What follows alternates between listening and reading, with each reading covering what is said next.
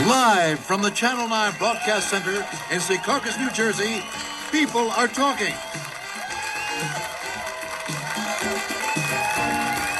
And now, here are your hosts, Richard Bay and Renee Hambley. Look at this wonderful audience. Oh, this What audience a is great more excited audience. than Jimmy Swaggart when he met a sex slave. Today on the show, we have a woman that's causing quite a controversy. She's in this month's Penthouse Magazine with some startling revelations that she claims are the truth. Jimmy Swaggart delivered salvation. She delivered stripograms.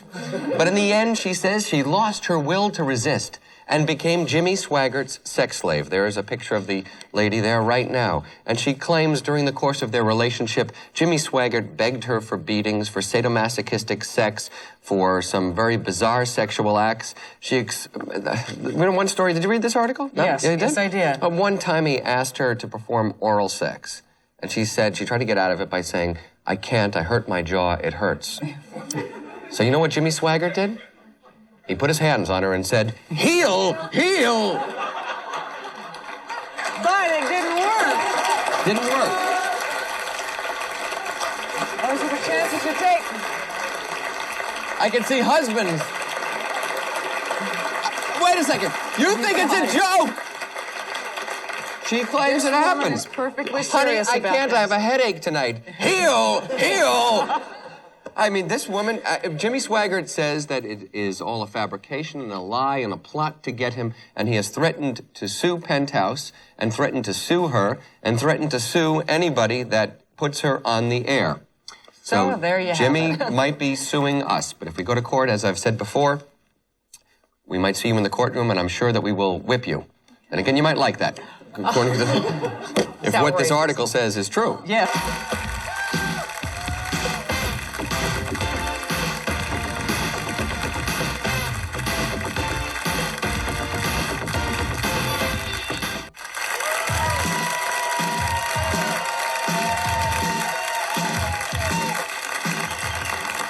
Welcome back. Shocking interview in this month's Penthouse Magazine. The woman Jimmy Swaggart doesn't want you to see, the woman he doesn't want you to hear. She'll be here in just a moment. She claims she was Jimmy Swaggart's sex slave. You'll find out how it happened in just a moment after these news headlines.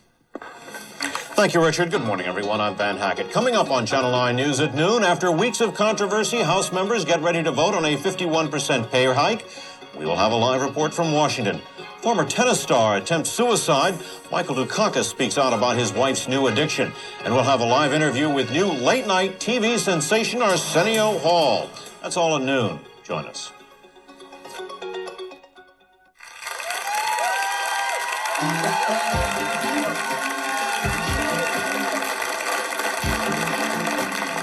Brothers and sisters, we are living in a time of revelations.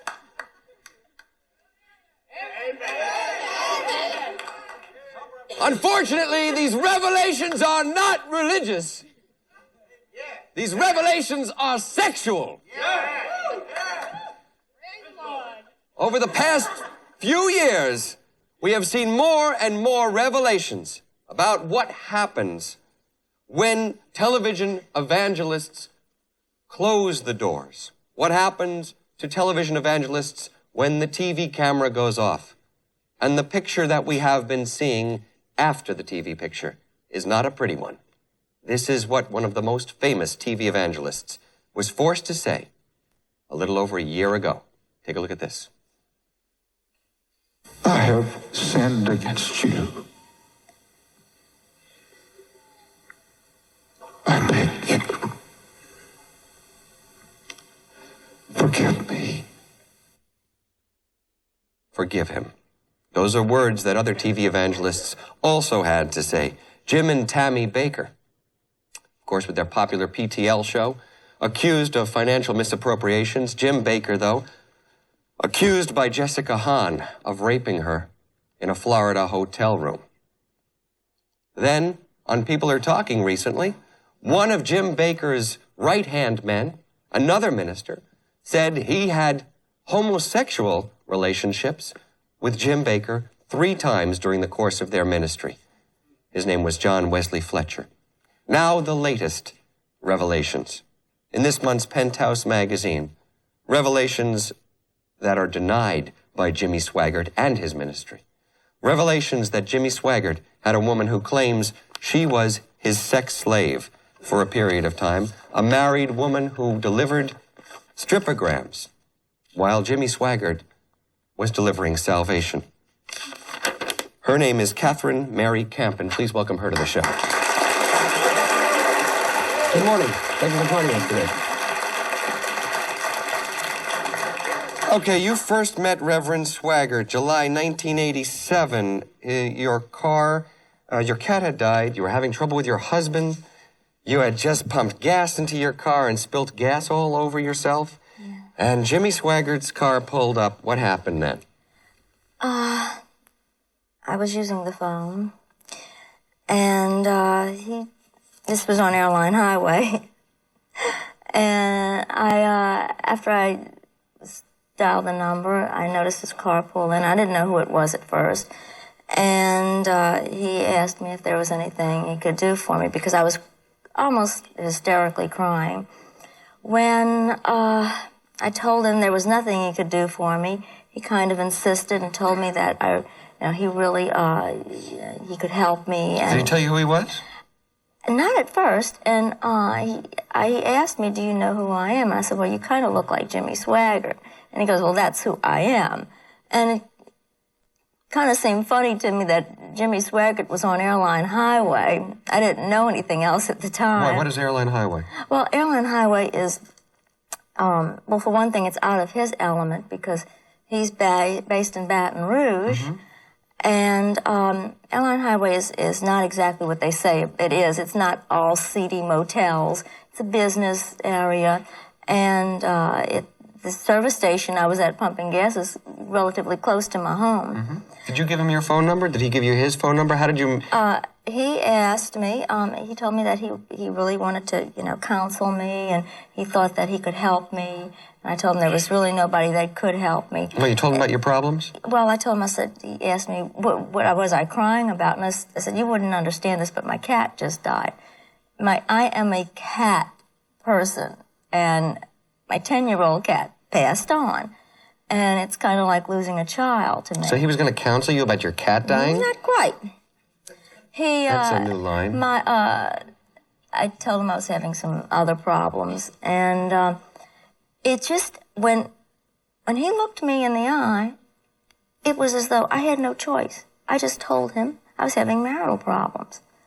He has that power to get people to open up. Yeah. In more ways than one, after hearing your story. He asked for your telephone number? He asked me what I did for a living, and I told him I do singing and dancing telegrams. Stripograms is just one of the things I do. Right. I also do gorillograms, which is probably the most unsexy thing you'll ever see in your life. But I gave him my card, and it had my work phone number on. Did he get your home phone? Yes. He asked me, he said, is this your home phone number? I said, no, it's my work. And he said, well, he said, sometime I'd like to sit down with you and talk to you and see if you feel better. All right, eventually he did come to your house. He did. He did give you counseling. In the beginning, the counseling seemed to be sincere and real? Oh, yes. I was totally enraptured by him.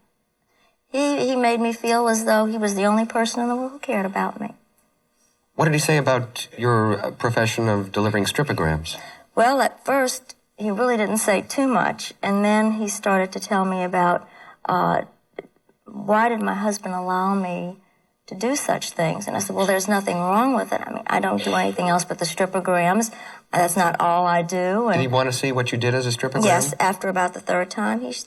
On the third time, he asked me if I would do a stripogram for him because he'd never seen one before, and he's always wanted to see one. Yeah. Okay, so what did you do? Did you dress up in an outfit and come in and strip for him? I was very embarrassed to do so in front of a minister. I would be embarrassed to do it in front of any man of the cloth. And he just, it was like, oh, come on, please. I've had a bad day too. I'd like to say, come on, just make me, just like you're doing somebody's birthday. So I did exactly what I do for You dressed up in an outfit? Uh-huh. What's the outfit like? Well, it was a French maid. You take it off? Yeah. You go nude for him? Oh, no. Topless? Not the first time. I did. Okay. I wear a costume underneath. What did he do while you were doing the strip? He just sat there and watched. When did the sex start? The sex on his part started the next time. He called me and told me he wanted to see me and told me that he was having some difficulties, and he said, I'm helping you, can you help me? Right. How were you supposed to help him? Well, at first I didn't know, and he asked me if I would just do another strippogram for him. Same outfit? No. What was this outfit like? I do several different ones. I do a nurse, I do a... Okay. What was this one like? This one was a leather. A leather outfit? Yeah. And... he... I'm trying to keep a sense of humor about it, but I've had nightmares about this.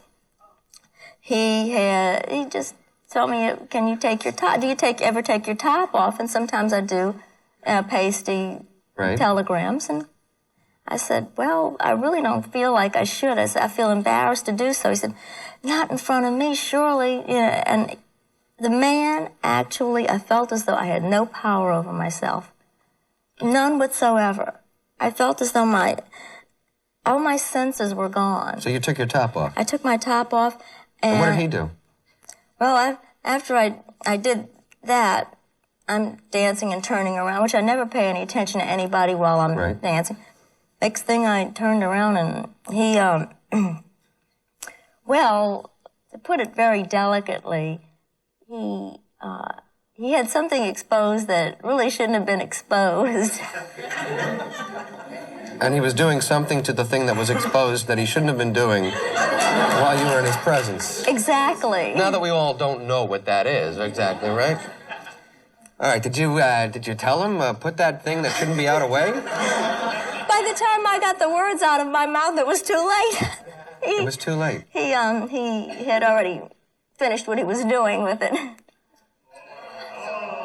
Right. Did he try to kiss you goodbye, or? He hugged me goodbye. I was very embarrassed. I told him I would... He didn't give you a kiss? The kisses he gave, whenever he kissed me, were so hard and rough kisses. They weren't like, I love you, sister kind of kisses. They were cruel kind of kisses. They were the kisses of a man who never learned how to kiss. But he learned a few other things along the way, obviously. Well, it takes two to learn how to kiss. How did this progress? After this time, did this repeat itself, this kind of situation? Yeah, it did. And let me say this. I'm an adult. I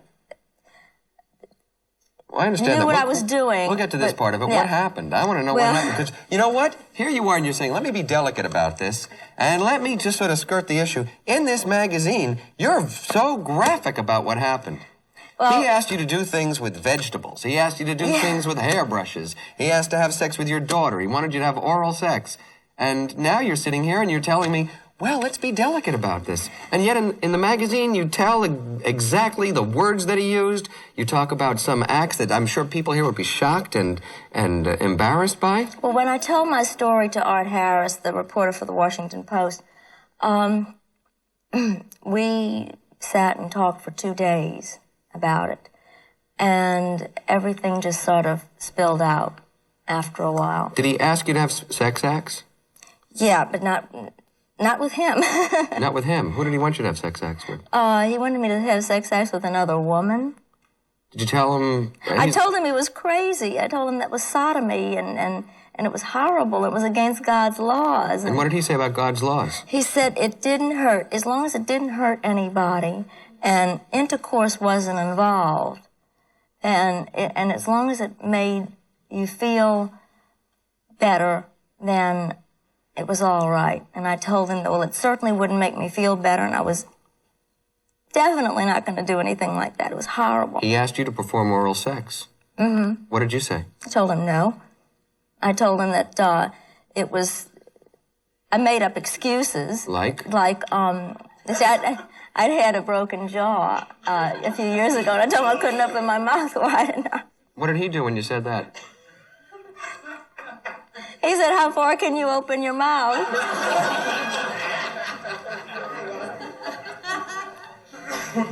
Then what happened? Well, I told him I couldn't, and that was it, and I wasn't going to do it. Did he try to use the powers of the yeah. Lord to heal you? Oh, he meant on many occasions, unfortunately. What would he do? He'd put his hands on your jaw and say, heal, heal? Yeah, he did. He did a couple of times. And nothing happened? No. It's still the same way as it was before. You should have gone to see Oral Roberts.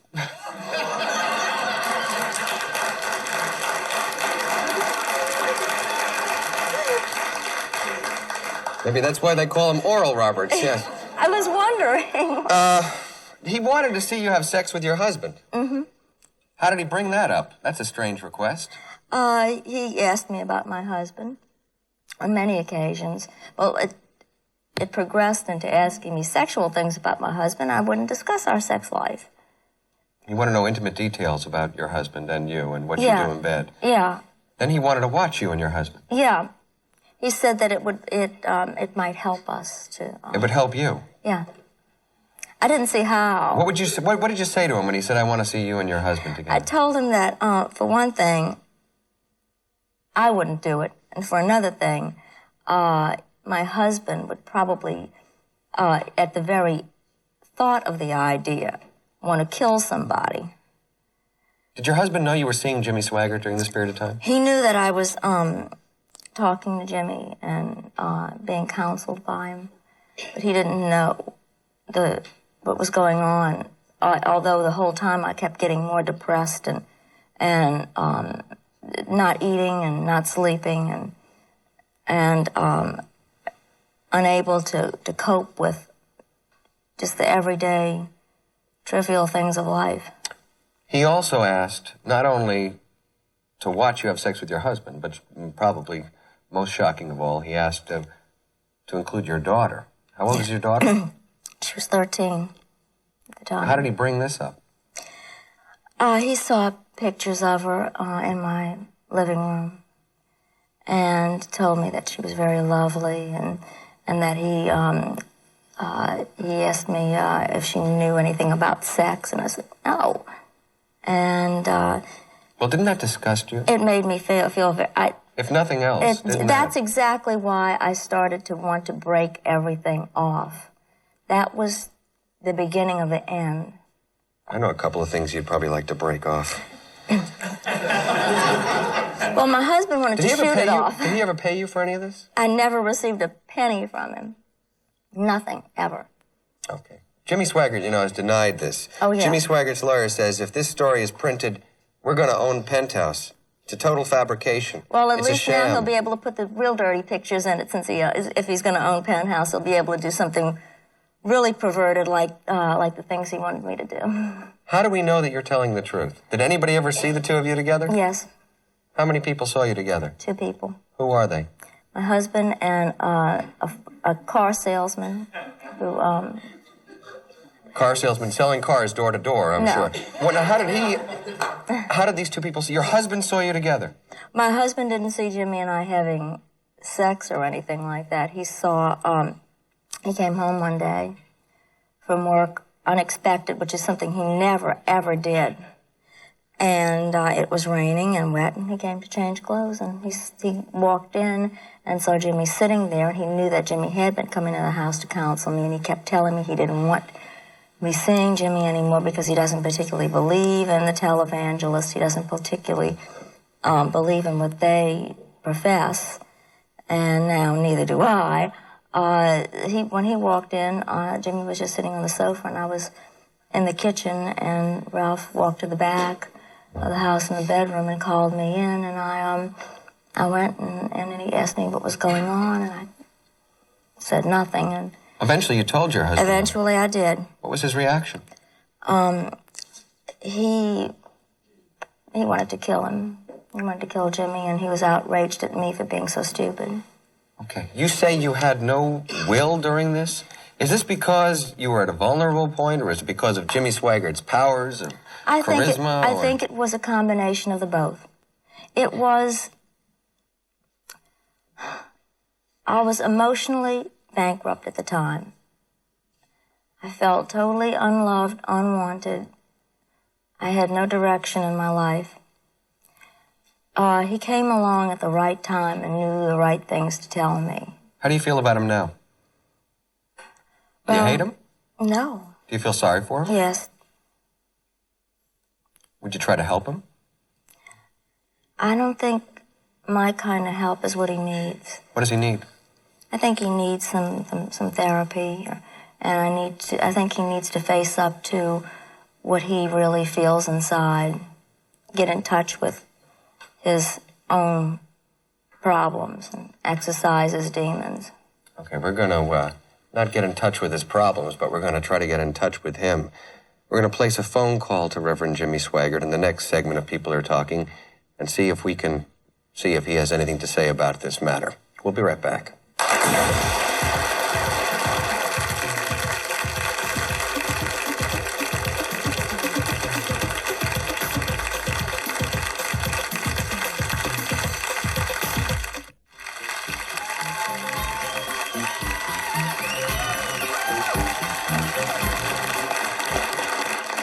Welcome back. We're trying to place a phone call right now to Jimmy Swaggart Ministries in Baton Rouge, Louisiana. I believe that they're pressing the number right now, and we'll see if we can get in contact with the Reverend Swaggart or with one of his representatives or lawyers at the ministries in Louisiana.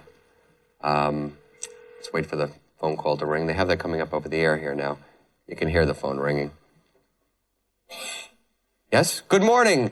I'm Richard Bay from People Are Talking at WWOR Television in Secaucus, New Jersey. Who am I speaking? You're on the air. Who am I speaking to, please? Hello? Yeah, I can barely hear you. Okay, we'll try to bring this up. I'm calling from a television station in New Jersey, WWOR Television. Is Reverend Swaggart available for a brief interview at this time? Hold on one moment, please. Hold on one moment, okay.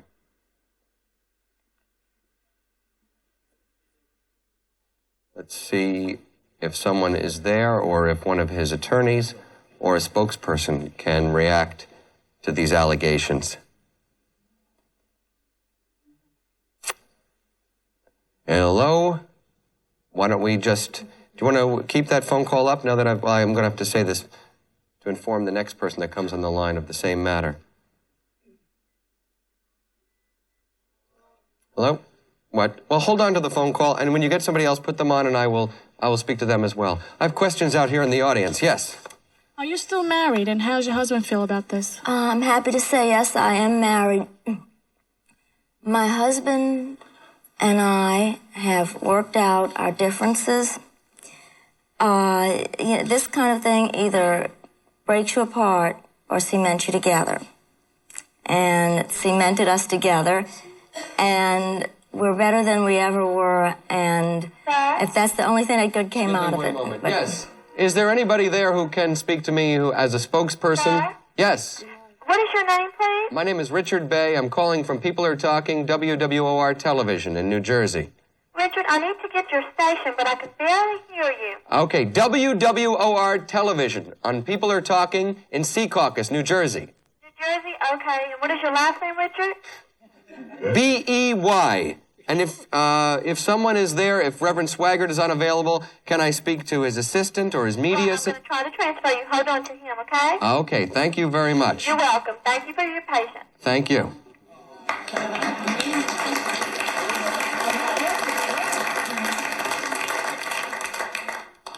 Okay. Are they switching the phone call over? It is ringing right now.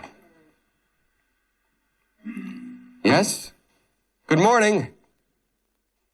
No? All right, let me go into a few more questions in the audience. Yes? How can you have a 13-year-old exposed to such disgusting things? You should have thrown him out on his ear the moment he came in the door. that's when I began to realize that he was using me. I began to realize you should have threw him right out. There's no reason to realize anything of this sort. If No, you were any- it was a little bit different than that because Regardless, he made me no feel as child though should be exposed to anything. I agree with you. That's why I decided to come forth with this. But now that you've come forth, isn't your child going to be exposed to ridicule and exposure and harassment? No, well, in New Orleans, everyone who knows us understands how things are now. They've been very supportive of my daughter. My daughter was one of the people who encouraged me to come forth and has supported me to do so. Okay. Has there been any reaction from the community against you? Threats on your life, harassment? I have had threats on my life.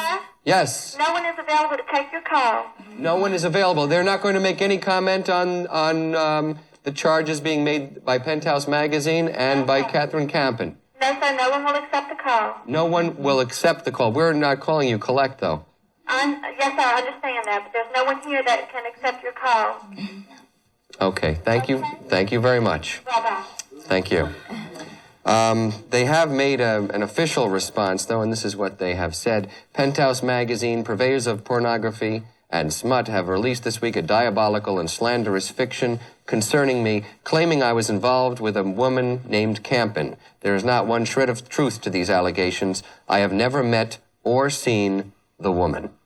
He says he never met or even saw you. Oh, he saw more of me than most people did. Okay. I understand why he would say that he hadn't met me or saw me, because this is very damaging to him. No, I don't think too many people would want to admit something like that. You are aware that there was a prostitute who came forward last year and said that she had relations with Jimmy Swaggart as well. Hold on, wait a second. Yeah. Let me explain this to you. When I broke off my relationship with Jimmy in January of '88, right at the same time that he was making his confession to undisclosed sins, that very moment I was sitting down having dinner with my husband in our home and saw the news. I thought, and still do think, he was talking about me. And not about her. It hit home. It frightened the life out of me. And then when this couple of weeks later came out about Deborah Murphy, I had already told people and documented the fact that I had had this relationship with him. Let me get to some audience reaction out here. Who has a question or a comment? Yes, sir. Stand up, please. Go ahead. Yes, I saw you last night on Larry King live show, and he received a phone call, and he seemed visibly shaken by it, and it made me question your integrity with this story. That's my comment that I have. Yeah. My question is... You don't believe her? No, I don't. But I also don't trust Reverend Swaggart also. Okay. I would also like to know what you intend to... What is your end result? What do you want from this? I just want people to realize that there are a lot of charismatic people out there who pretend to want to do one thing for them, but have their own self-serving ends. We have reactions out here in the audience, yes. Yes, are you getting paid for these pictures in Penthouse Magazine? I have never taken any pictures for Penthouse Magazine. Okay, but the interview, are you getting paid for that? I offered to give my story for nothing, for free, to tell my story, and I was paid a very, believe me, nominal amount, an amount that is so insignificant that most of you all here would laugh at. It was mostly a token, and let me also say this, that no amount of money that I could ever possibly get is worth the pain, the aggravation, and the heartache that myself and my family has suffered. I have a telephone call right now. Good morning, you're on the air. Speak out. Hi, good morning. First of all, she should be arrested. All she's doing is promoting herself for publicity and money, and watch, you're going to see a movie come up about her soon. Jimmy Swaggart should have never... I don't blame Jimmy Swaggart for not accepting the phone call. He should not be subjected to cockroaches coming out of the woodwork like this. Oh, really? No, really, it's true. First of all, you look like a prostitute. You And for Let you to me be make up a there, comment. you don't want people to know your business, but you're here on national television, and we're wasting our time even watching people like you. Really. If you want You should watch people like Jimmy Swaggart. Sweetie, I was watching Jimmy Swaggart. Jimmy Swaggart made mistakes. Well, then you're brainwashed, too. No, I'm not. No, I'm not. I don't give my money to the church so people like you can collect from them on the side. Well, but No. I never collected a penny from Jimmy Swaggart. No, You but do- I'm sure in the future you will. You follow Jimmy Swaggart, though. You follow him No, on... hon, what happened was I was watching him a couple times. We all believe in God. Sometimes we watch some of these shows just to get a feel of what they're saying. But I watched him a couple times, but then after I started hearing about all this stuff that he was doing and his girlfriends and whatnot, and I feel sorry for his wife. I don't promote him at all. Matter of fact, I think he's a sleazeball, But I can't believe these people who would come on equal, besides television, they go after them, they're targets. They go after these ministers and everybody else. Who else are they going to go after? Wait a second. Who do the ministers go after? People like that. Well, and I'm talking about who do the ministers go after in terms of their flock? They go after people who are vulnerable, people who are That's poor. true. They And ask for money so that they can go off and party, so they can live in big mansions, so that they can have limousines, so that they can have You're cars. right. You're right. I would rather that the people get straight with themselves, give it to their own community. There are people who can't even have a house. There are people really starving looking in garbage cans. I can't believe that people in their right mind would actually give these priests, ministers, their hard-earned money. Okay. We're going to find out why they do that in just a moment. Stay with us.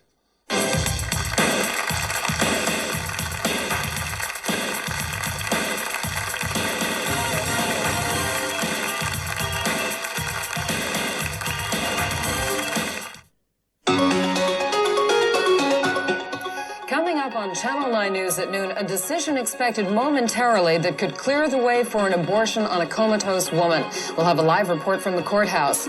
Will Congress okay a controversial pay hike? We'll have a live report from Washington as debate gets underway. And hot new talk show host Arsenio Hall joins us live from Los Angeles. All that is coming up at noontime on the news. But right now, back to Richard. And people are talking. Hi, Richard. Thank you, Sarah Lee.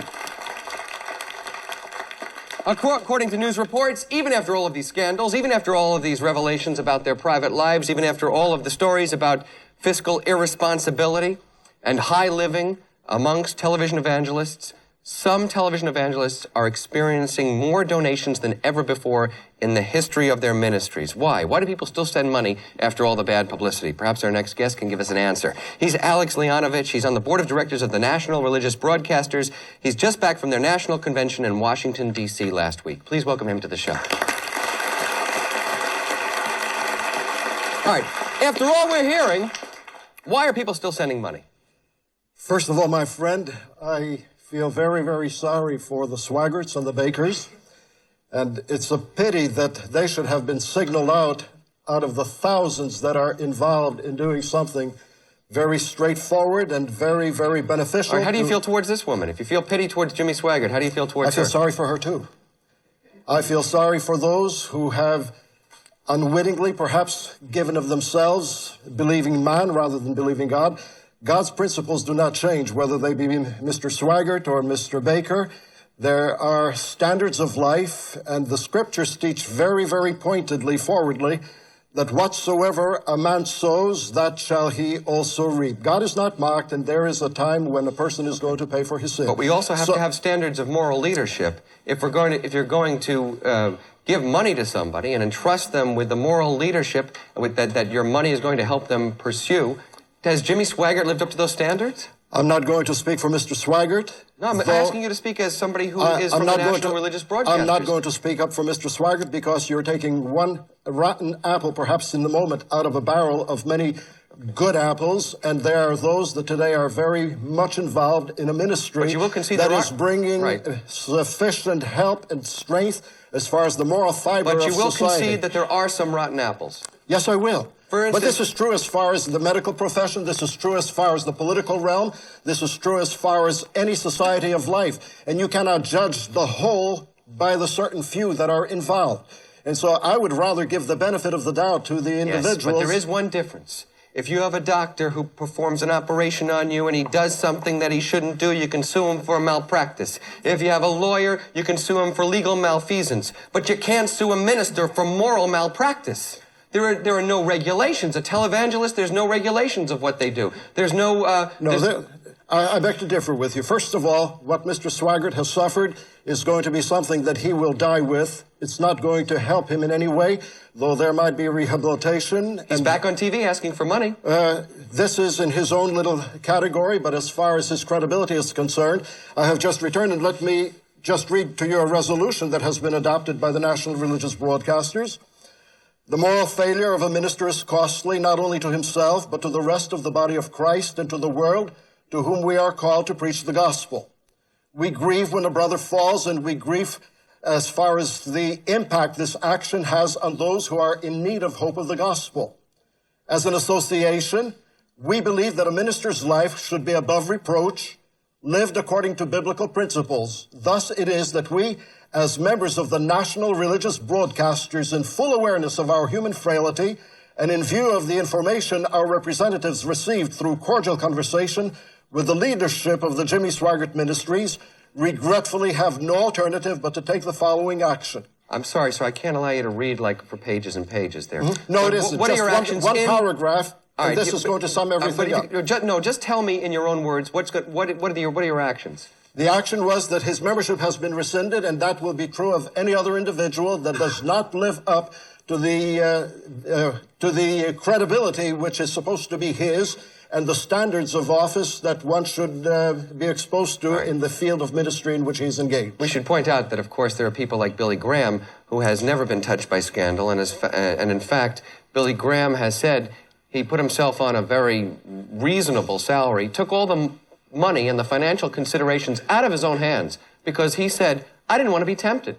And having all that money around is a great temptation for a man. And I realize that a man is capable of sinning.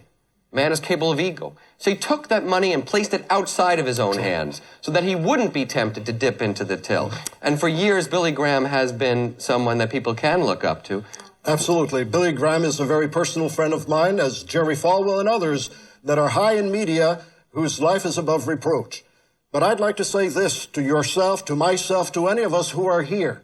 When we point one finger at somebody else, there are always three fingers pointing back at us.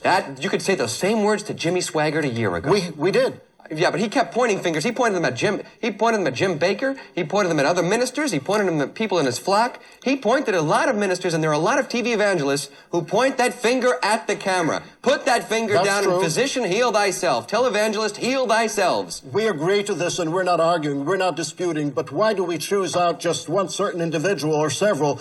And why not capitalize on those that are really doing a tremendous job in the field of spiritual help that they are giving to the people in the society in which we live?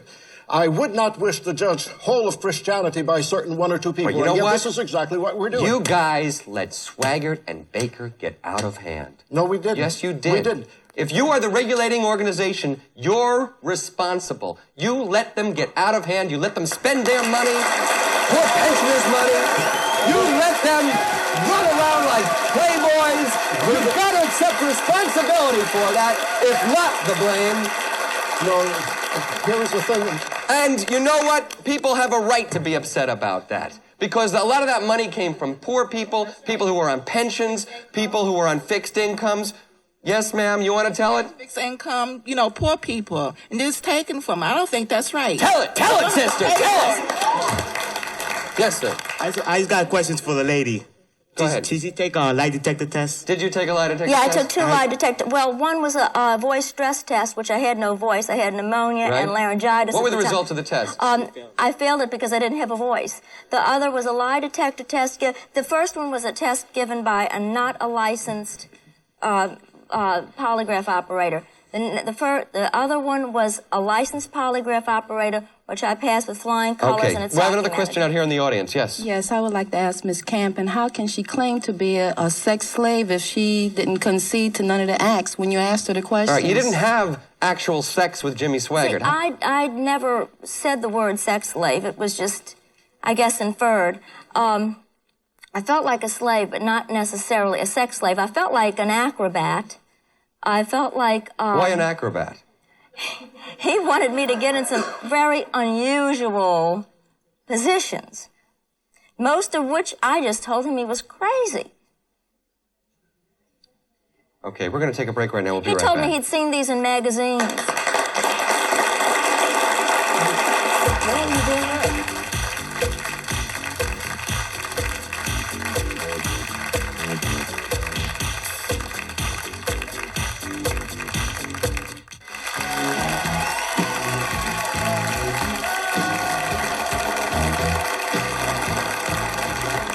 Welcome back. Joining us now is the author of this book, Ministry of Greed, The Inside Story of the Televangelists and Their Holy Wars, written by Larry Martz. Did they break your arm? Yeah. Yeah. No, why did you write this book? Was fascinated by the story. I think it's what fascinates you by the story? Mostly the importance of it to the entire country. I mean, this is a story that people thought of, I think, as a freak show. And it's not a freak show. It's very important. What is it? We got if it's not a freak show, 60 what is million it? people who identify themselves as born-again Christians in this country. And that's more than half of the ones that voted in the last election. And I think if we don't understand that scene, we don't understand what's going on in the country. Okay, but basically you tell a tale in here of corruption, both moral and financial corruption. That's true. Is it that much different from the kinds of moral and financial corruption we find in our own government? I think there's certain things that they share common characteristics, yeah. Okay. In terms of the two principal players, Jim and Tammy, what led to their demise? Were they corrupted from the beginning, or did the system itself corrupt them? I think as with many of the televangelists, they started out with a fairly sincere and clear call. But they were not sophisticated people, and they got corrupted by the money, by the power, and mostly by the sheer adulation of the people around them. Is there something wrong with the system itself, of televangelism? There's not very much accountability in televangelism.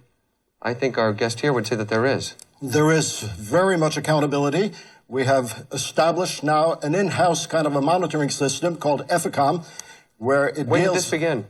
This has started after this has all begun, though there was a similar organization, but the organization as it is started now is especially an in-house policing kind of an agency that this shall never be repeated again. And those who do not subscribe to the accountability, the ethics, as far as finances are concerned and as far as morality is concerned, any of these ethical issues will not be able to be part of the organization. Why didn't you have it before? Isn't this a little bit too late? Well, isn't it something that we as a society always learn by the mistakes we make? And it's better later than not at all. And so we have learned a bitter lesson, and we're doing something about it. Mr. Martz, does this make you feel better about television Not evangelism? particularly, no. Why not? I think EFICOM is an interesting attempt, but it doesn't really go very much far beyond the previous Evangelical Council for Financial Accountability. There are still very few teeth in it. You're not going to be able to find out how much the ministers get paid. You're not going to find out what they spend their money on. And that's wrong. It is just... I've got it right here in front of me. It's a nice idea, but it doesn't work. This is absolutely wrong. I think you have not studied the situation well enough to be able to speak to it fully, because there is a very strong in-house policing, and everything has to be totally accounted for, or the person loses his credibility or position as far as being able to be part of the organization. That is what the televangelists have been telling us for 15 years. No, they were not accountable to anybody before. Now they are. And if they do not, now the date has been... Wait a second. So what happens to them if they play around, or what happens if they spend the money irresponsibly? What do you think? It's going to be published. These individuals are going to be immediately... It already is published. No, you know what? We don't need EFICOM. We got Penthouse, because they publish it. We have Larry Martz. We have the books. We have journalism that covers it. We have better than 4,000 that are involved, and this has never been as close an in-house monitoring system as is established now. Yeah, it's a self-monitoring system, though, isn't it? Are you going to do any more than deny the ministers the opportunity to run the little logo, the seal of accountability? No. You're not going to publicize. You're not going to go to the papers and say these people are doing wrong. Yes, we are. I beg to differ with you. See, this is something that we are very, very much involved in, for the credibility of the whole organization is dependent upon perhaps the very few that are going to be isolated as these kind of cases. But you know, today I just wish to say that we are a nation, it seems, of vultures. When one person falls down, everybody else jumps and destroys. And rather, I would like to think that we ought to be comrades in arms. And it's not that we in any way conform to what these people do and in any way say that this is all right or permissible. Sir, you were involved, your organization had some people in it who were vultures themselves. There were vultures in that organization who preyed upon other ministers. You had Swaggart hovering over the PTL to jump on Jim Baker. Why don't you speak more about Billy Graham? You had Jimmy Swaggart going after the evangelist in Louisiana, the other Louisiana. Why don't you speak of others who, in the same situation, have done so much good? But it seems that everything that a person does which is bad overshadows the good, and the good is forgotten by virtue of one or another. Sounds like Shakespeare. I know. That's what Mark Antony said. I know, and it's wrong, and it shows as to where we stand, where when a person falls, instead of giving him a helping hand to stand up, we kick him. Wait a second, you want to talk about the good? Why don't these ministers on the pulpits, thumping the Bibles, pointing their fingers, telling everybody they're going to go to hell because they're so bad, why don't they talk about the good in human nature? Why don't they tell people you're good people, go out and love each other? Why don't they preach that? They're the ones that tell people that they're negative and they're bad and they should feel guilty about their lives.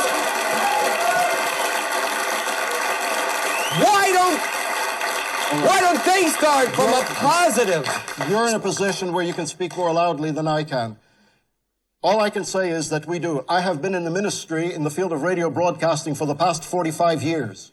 I challenge you to find anything that would be contrary to the principles that we've set forth in my own life and ministry, and thousands of others who, like myself, have been so involved. I'm sorry. We are in the work, not for what we can get out of it, but what we can do for it.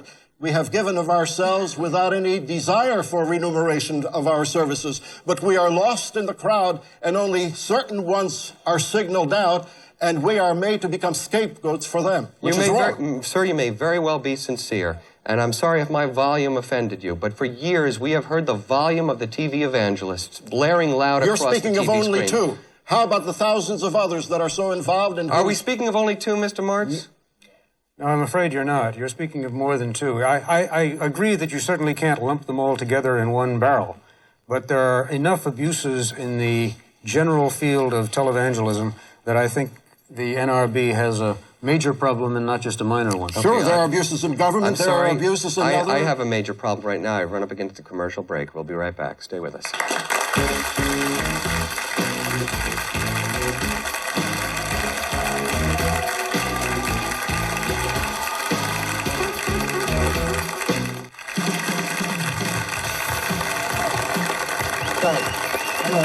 We were wondering what a minimal amount is. You say that the good apples make a minimal amount? Well, we'd like to know around what that minimal amount is.